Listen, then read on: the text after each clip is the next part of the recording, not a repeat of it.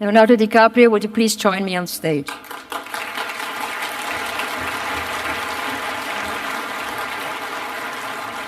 Thank you very much. Thank you.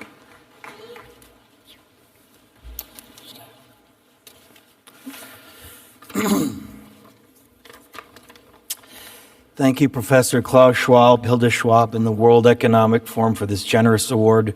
Your recognition of my work for my foundation and our partners across the globe is a true honor. Last month in Paris, world leaders reached an historic agreement that provides concrete framework to reduce carbon emissions. This was an important first step, but we're a long way off from claiming victory in the fight for our future and for the survival of our planet.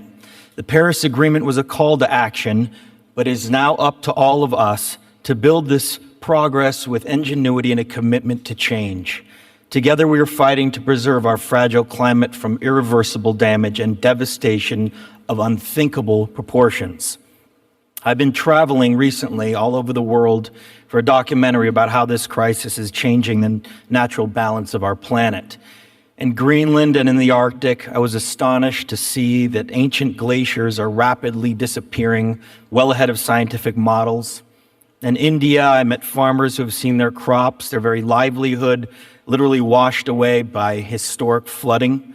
There's no doubt to the world scientific community that this is a direct result of human activity, and the effects of climate change will become astronomically worse in the future.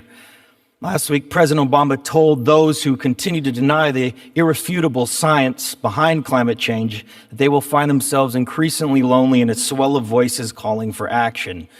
But studies also show us that those who deny the reality of climate change will also find themselves less economically successful.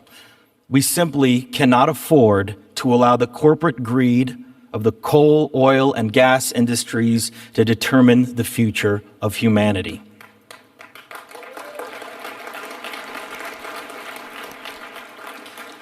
Those entities with a financial interest in preserving this destructive system have denied and even covered up the evidence of our changing climate. Enough is enough. You know better. The world knows better. History will place the blame for this devastation squarely at their feet. Our planet cannot be saved unless we leave fossil fuels in the ground where they belong. 20 years ago, we described this problem as an addiction. Today, we possess the means to end this reliance. Professor Mark Jacobson and a team of researchers at Stanford University have proven that we can meet the world's total energy demand by using existing renewable technology by 2050.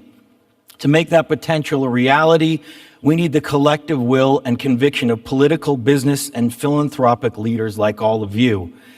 This transition is not only the right thing for our world, it makes clear economic sense, and it is possible within our lifetime. A shift of this magnitude will save nearly $42 trillion in global energy costs while creating 20 million new jobs.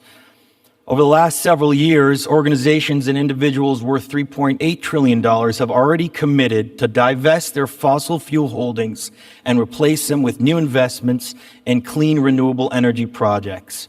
And leaders like Bill Gates, Mark Zuckerberg, Jeff Bezos have already pledged to help build a zero-emissions future. I ask you to join them, because if we all do our part and act with bold leadership, we can achieve major, meaningful progress. It is not only an inevitable transition, it is also imperative for the future of our planet. Which brings me to the other side of this very important issue, and the flip side to the environmental crisis, and that is the protection of our planet's last remaining natural ecosystems. Ecosystems that provide us with breathable air, drinkable water, fertile soil, and bountiful seas.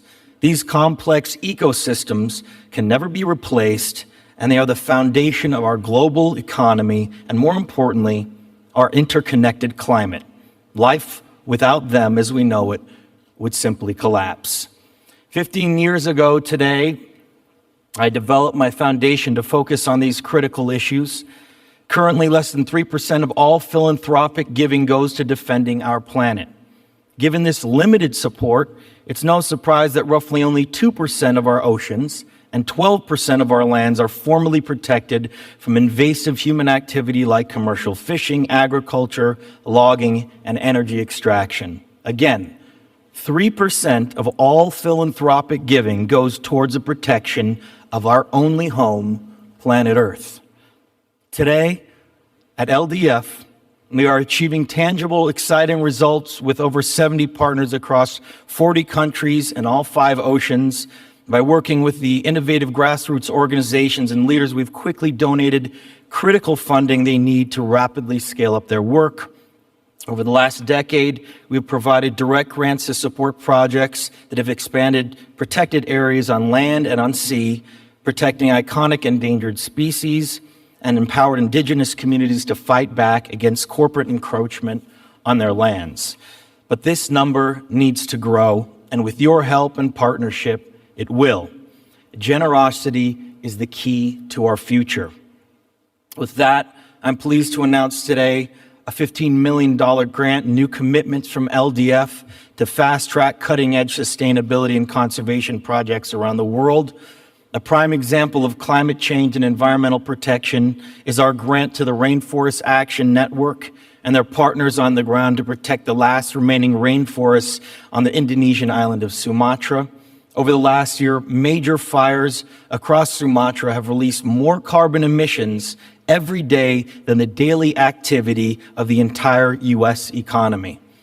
In an effort to protect these last remaining rainforests, the vital lungs of our planet, our foundation is funding their effort to preserve 6.5 million acres from the invasive and destructive practices of the palm oil industry. We are underway with similar efforts in the Amazon rainforest of Ecuador. We are supporting the Kaibo Alliance, an indigenous effort to stop rampant and destructive oil extraction that is poisoning their lands and communities. In the United States, we are partnering with the Solutions Projects to promote clean energy and support local efforts to implement these projects in their communities. And in our seas, we have partnered with Google and funded the Global Fishing Watch, which is a revolutionary new platform that will actively monitor and ultimately help end the destructive practices of overfishing.